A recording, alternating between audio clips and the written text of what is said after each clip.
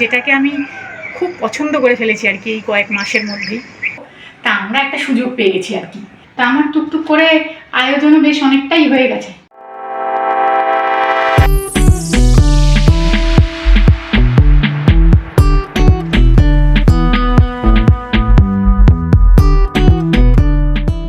থালা তুলে শেষ করতে পারবো না আজকে, এখানে এরা সব থাক।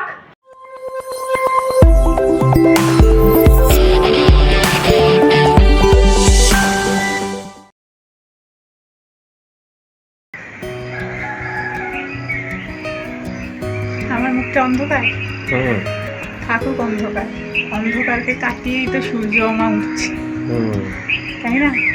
সূর্য মামা উঠে গেছে আস্তে আস্তে আস্তে আস্তে, এবার কসরটা এবার দেখা যাচ্ছে। আর 10-15 মিনিটের মধ্যে মোটামুটি ভালোই হয়ে যাবে, আলো দেখা যাবে।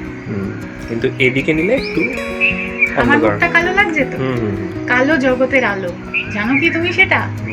যারা আমার নিয়মিত ভিউয়ার্স তারা আমাকে কালোও দেখতে পছন্দ করবে, ফর্সাও দেখতে পছন্দ করবে, অসুবিধা নেই। কিন্তু আজ যদি ব্যালকানির আলোটা জ্বালাই তাহলে এই সূর্য ওঠাটা তোমাদের আর দেখাতে পারবো না। তাতে হয়তো আমাকে একটু ফর্সা লাগবে, না হয় তা না লাগলো বা পরিষ্কার। ভেরি গুড মর্নিং সকলকে, একেবারে একটা সুন্দর সুপ্রভাতে তোমাদের সাথে আমি ভিডিওটা শুরু করছি। এখন কিন্তু এখানে বেশ একটু আবার হালকা হালকা ঠান্ডা লাগছে, জানো তো? একটা গায়ে চাদর চাপা দিয়েছি, ছেলেটাকেও একটু পরে ডেকে দেবো।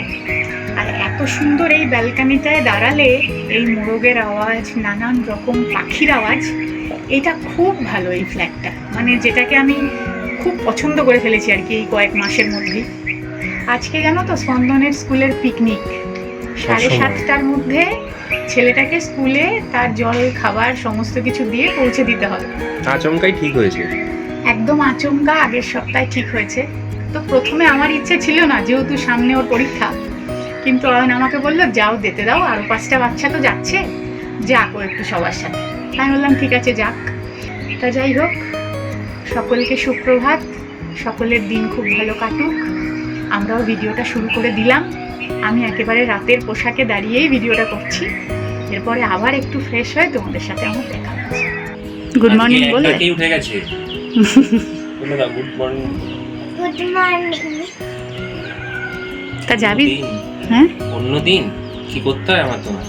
ওঠ, হ্যাঁ উঠছি, 5 মিনিট, 3 মিনিট, 30 সেকেন্ড, আজকে এক ডাকে। হ্যাঁ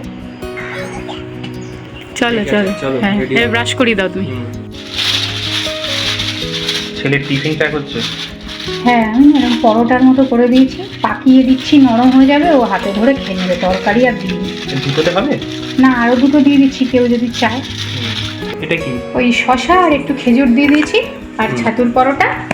এখানে আলু সিদ্ধ ভাত রেডি হয়ে গেছে, ওটাও খেয়ে যাবে।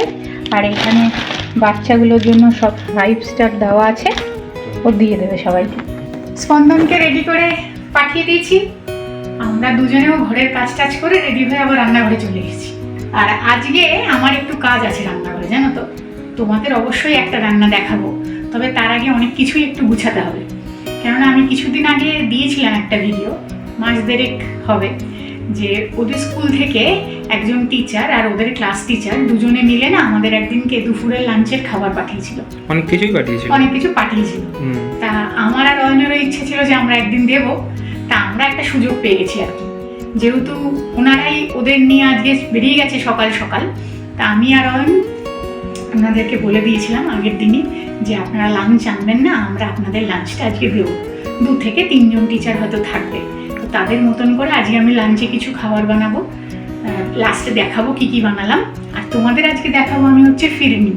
হ্যাঁ, তো আমার ঘরে অনেকটা নলেন গুড় বেঁচে গেছে, সেই মায়ের পাঠানো ছিল। ভাবছি ওই গুড়টাকে কাজে লাগিয়েই একটু ফিরনি বানিয়ে নেবো। কেননা এখানে তো ওরা খেজুর গুড়ের কোনো মিষ্টি সেরকমভাবে পায় না, বা খেয়েছে কিনা আমি জানি না। আমি পায়েস করে দিয়েছিলাম, তবে সেটা বাতাসা দিয়ে দিয়েছিলাম একদিন। তা গুড়টাও কাজে লাগিয়ে দেবো, ওনাদেরও ফিরনি দিয়ে দেবো, আমাদের জন্য খানিকটা রেখে দেবো। তাহলে চটপট এগোতে থাকি, আর ফাঁকে ফাঁকে তোমাদেরও দেখাবো কিভাবে বাড়িতেই খুব সহজে ফিরনিটা বানিয়ে নিতে পারো। এখানে 1 লিটার মতো ফুল ক্রিম মিল্ক আছে। হ্যাঁ, এটা দিয়ে আমি ফিরনিটা বানাবো। আর চালটা কিন্তু কালকে রাতেই ধুয়ে জল ঝরিয়ে রেখে দিয়েছি। এবারে কিছুটা আমি বাসমতি চাল নিয়েছি আর কিছুটা একটু গোবিন্দভোগ ছিল সেটাও নিয়েছি, তাহলে স্বাদ গন্ধ দুটোই ভালো হবে। এই যে হ্যাঁ, দুটোই মিশিয়ে রাখা আছে। রাত্রিবেলা এমনি ভিজিয়ে রেখেছিলাম ধুয়ে, আর সকালবেলা একদম খড়খড়ে হয়ে গেছে। তো এটাকে আমি প্রথমে গুঁড়ো করে নিই। আর আমি তো কেশর দিয়ে কিংবা ধরো কোনো ফুড কালার, কেশর বেশি ইউজ হয় ফিরনিতে ফুড কালারের থেকেও, তা আমি তো কেশর দিয়ে বানাচ্ছি না, আমি তো নলেন গুড় দিয়ে বানাবো। আমি একটুখানি এর মধ্যে অপশনাল একটু কয়েকটা কাজু গুঁড়ো করে একটু কাজুর পাউডার দেবো, না দিলেও চলে। আর গুড়টা নিয়ে একটু টেনশনে আছি, অনেকদিন ফ্রিজে ছিল তো, গুড়টা দিলে কেটে না যায়, এটাই একটু টেনশন। তাহলে লাগার মধ্যে লাগবে হচ্ছে গিয়ে ফুল ক্রিম মিল্ক, তার সাথে বাসমতি চাল, সবার কাছে তো গোবিন্দভোগ থাকবে না, বাসমতি চাল, কাজু গুঁড়োটা অপশনাল, গুড় দিয়ে বানালে গুড়, যদি কেশর দিয়ে বানাও তাহলে তার সাথে চিনি, এলাচের গুঁড়ো, ব্যাস এই ঠিক আছে। আর মাটির পাত্রে ঢাললে ভালো, কিন্তু আমার কাছে মাটির পাত্র নেই, তো আমরা ম্যাডামদের জন্য দেবো বলে এরকম মাঝারি সাইজের কন্টেনার নিয়ে এসেছে, আমি আজকে তাতেই সার্ভ করবো। চালটা গুঁড়ো করে নিই। হ্যাঁ, চালটার মধ্যে না একটু দুধ দিয়ে গুলিয়ে রেখে দেবো।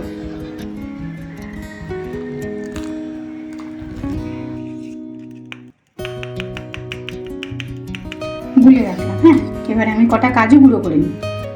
কয়েকটা কাজু বাদাম নিয়েছি, কটা গোটা আছে কটা ভাঙা, যা আছে সেটাই একটু গুঁড়ো করে রাখবো। কাজু বাদাম গুঁড়োটা না মিশিয়ে দেবো। আমাকে না একজন বলেছিলে, খুব ভালোভাবেই বলেছো, যে দিদি ভাই এই ননস্টিকে স্টিল ব্যবহার করো না। তা আমার না ননস্টিকের হাতা নেই গো, খুন্তি আছে, স্প্যাচুলা আছে দুটো তিনটে, কিন্তু আমার এরকম ডাবু কিছু ননস্টিক ইউজ করার মতো নেই, তো আমার কেনাও হয়নি, হয়ে যায় তো আর কেনা হয়ে ওঠেনি। তো আজকে যদি সে ভিডিওটা দেখো তাই জন্য আমি বললাম, নাহলে আবার ভাববে ইস বললাম শুনলো না। কাজু বাদাম গুঁড়োটা আমি দিয়ে দেবো। হ্যাঁ,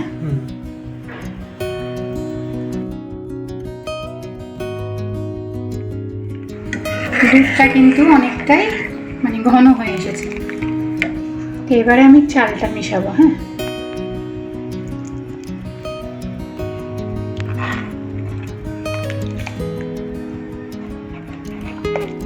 চালের এটা না আমার পুরোটা লাগেনি, মানে আমি পুরোটা দিচ্ছি না, আমার মনে হচ্ছে এতেই হয়ে যাবে। এটা রেখে দিই, আরেকদিন আমরা বানিয়ে খেয়ে নেবো। আর নাহলে পুরোটা দিয়ে যদি করি না তাহলে আরো দুধ লাগবে। বেশ ঘন হয়ে আসছে। এবারে আমি গ্যাস থেকে ইন্ডাকশানই নিয়ে নিয়েছি, ওখানে পাশে ডাল হচ্ছে তো আমাদের, যদি আবার ছিটা ফিটা আসে ওই কারণে। তো এখন না আমি একটু ইন্ডাকশানটাকে বন্ধ করব, করে তারপর গুড়টা মেশাবো। গুড়টা দিচ্ছি। কি আওয়াজ বাবা, বললাম জোরে বলো। গুড় ফ্রিজে ছিল তো, কৌটোর মধ্যে একেবারে আটকে গেছে।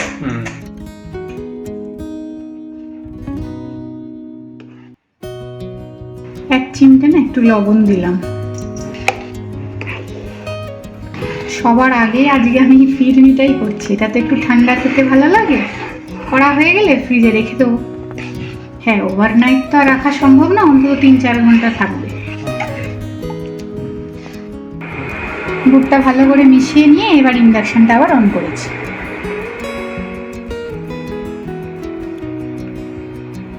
কাটেনি বলো না, আর ঘন করবো না গো, এবার নিজে থেকেই আরো টেনে নিয়ে ঘন হয়ে যাবে ফ্রিজে রাখলে। মানে কেওড়া জলও দেয় অনেকে, তা আমি ওই গুড়টা দিচ্ছি বলে আমি বারবার বলছি গুড়ের গন্ধটা নষ্ট হয়ে যাবে, সেই কারণে আমি দিইনি কেওড়া জল। আমি সামান্য একটু ঘি দেবো, তোমরা না চাইলে না দিতে পারো। এই যে এই বাটিগুলো নিয়ে এসেছে অয়ন, অনেকগুলোই এনেছে। তা আমার টুকটুক করে আয়োজনও বেশ অনেকটাই হয়ে গেছে, লাস্টে তো তোমাদের দেখাবোই। আর সেদিন যে ওরা এসেছিল একদিন আগে বিকেলবেলা একটা স্ন্যাক্স দেখালাম তোমাদের, সোয়াবিনের। হ্যাঁ, তো ওদিন না ওই কটাতেই হয়ে গেছিল, ওরাও অনেক কিছু নিয়ে এসেছিল, আমার আর পরেরটা ভাজতে হয়নি। সেই কারণে কি একটা উঠছে বুঝতে পারছি না, তা সেই কারণে ওইটাও রয়ে গেছে পুরটা, ওটা দিয়ে একটু ফ্রাই করে দেবো, আজকে কাজে লাগিয়ে দেবো। আর এইটার মধ্যেই ফিরিনিটা আমি তুলবো, কেননা আমার মাটির পাত্র কিছু নেই। একটু দিয়ে দেবো ঘি, ইন্ডাকশান কিন্তু বন্ধ করে দিয়েছি, তারপরে ঘিটা মেশাবো। এটাও কলকাতারই ঘি। এলাচ ফেলাচ কিছু যাবে না? এলাচ গুঁড়ো, এলাচ গুঁড়ো আর দেবো? দিয়ে দিতে পারো, একটা ভালো স্মেল আসবে তো বোধ হয়। দেবো বলছো? দিয়ে দিতে।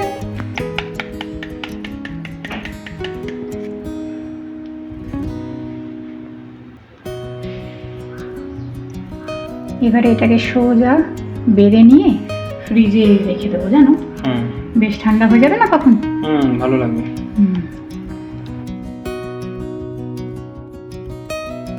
এই প্লাস্টিকের কন্টেনারে দিচ্ছ, গরমটা তো অসুবিধা হবে না? দিতে তো নেই, কিন্তু এটা আবার যদি কোনো আলাদা বাটিতে ঢালি তাহলে আবার কেটে দিলে জিনিসটা নষ্ট হবে না? ওই ব্যাপারটা হবে না, সেট করতে হবে না, ওই জন্য একেবারে তুলে ফেললাম।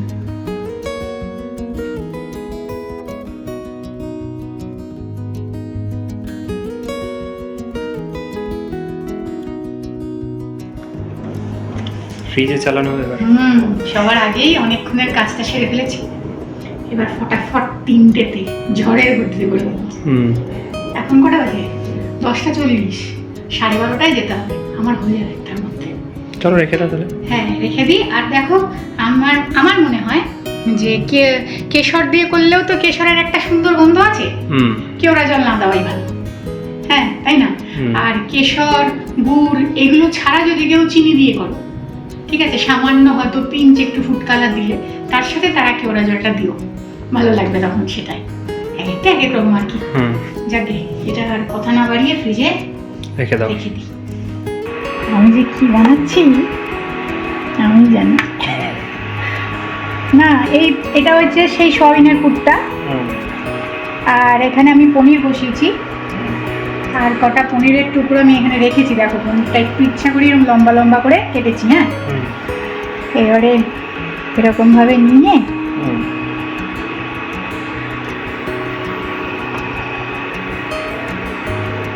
পনিরটা একটু নুন লঙ্কার গুঁড়ো দিয়ে ভেজে নিয়েছি হালকা করে। মন্ডলের ভেতরে একটা করে পনিরের টুকরো দিয়ে দিচ্ছি। হ্যাঁ হ্যাঁ, এরকম দুটোই হবে, আর নেই দেখো। দুটোই বড় বড়। হ্যাঁ, পরোটায় এই যে বাদ বাকি পুরটা বেঁচেছে ওটা দিয়ে এটার মধ্যে দিই।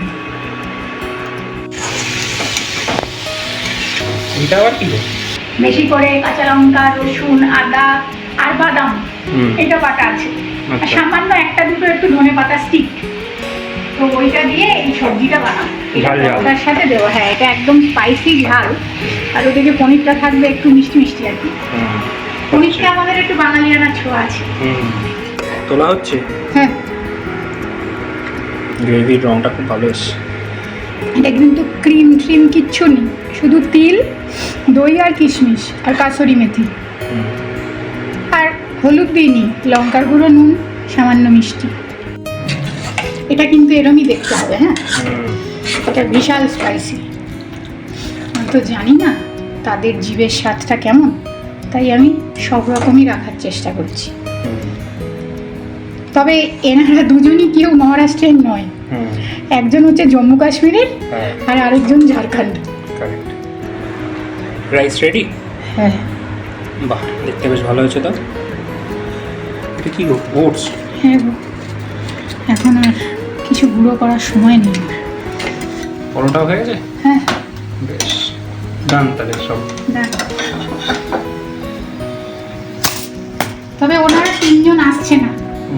ওই ওদের ক্লাস টিচার হোয়াটসঅ্যাপ করেছিল যে স্যার একজন আসবে না, ম্যাডাম ওখান থেকেই চলে যাবে, আমরা দুজন, তাই আমি দুজন হিসাবেই সব রেডি করছি।